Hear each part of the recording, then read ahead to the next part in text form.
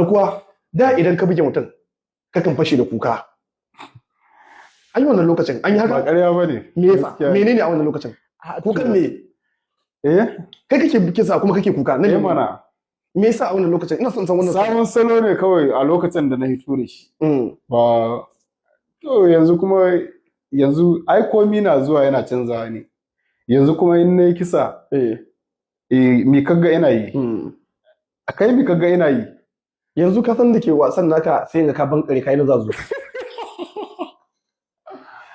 Ta garkuwa har yanzu mu dawo fa masu kallo har yanzu muna maganar baya ne tukuna mu zo bayan tsakiyar da ya dawo wanda ya dawo da wato zafin shi mun ga yadda yake ya buge an buge shi har ya dauko wasu fansa da ma ya tafi da su waɗanda yake tanda na san gurma da dama da masoya garkuwacin da sun yi cire rai da wannan fansar amma garkuwacin da ya fashe wannan fansar da wannan lokacin garkuwa a da akwai wanda kai mika akwai wanda ka riga ka yanke shawaran cewa sai dai gobe ga Allah a cikin wannan yaran saboda a lokacin ka tanin ka tafi wanda suka buge ka ta yaya zan iya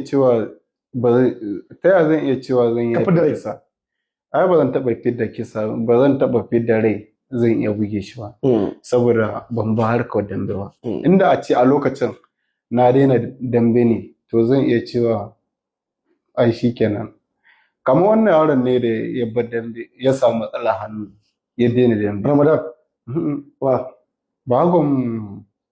bagon balangara ai shi ɗaya ne wanda ya buge ni kayan in murama sai Allah ya kawo mishi matsalan hannu ya daina dambe amma in ba shi ba waye wanda zai ce ni ya buge ni ban buge shi ba ko shi akwai dalili tunda hannun shi ne ya ba shi matsala ya daina dambe amma in ba haka ba ai shi ma sai na buge shi. To mu ƙara komawa har yanzu na ga masu kallo muna bankaɗo sirri ne a baya ka taɓa gaya min cewa sarautarka ta bambanta da irin sarautar Ali Kanin Bello.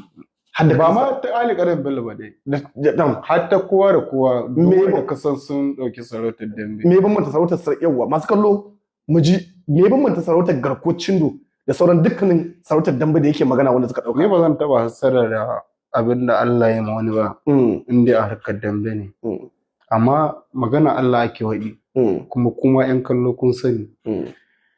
Dambe na sarauta duniya ta gani kuma kun shaida ai ba kallon yadda na yi ba hakan sun kai ba kuma kai ma ka gani yayi bai mana ya me kake ganin dan ka wasu abubuwa da dan kallon saboda yawa su wanda sun ka dauki sarauta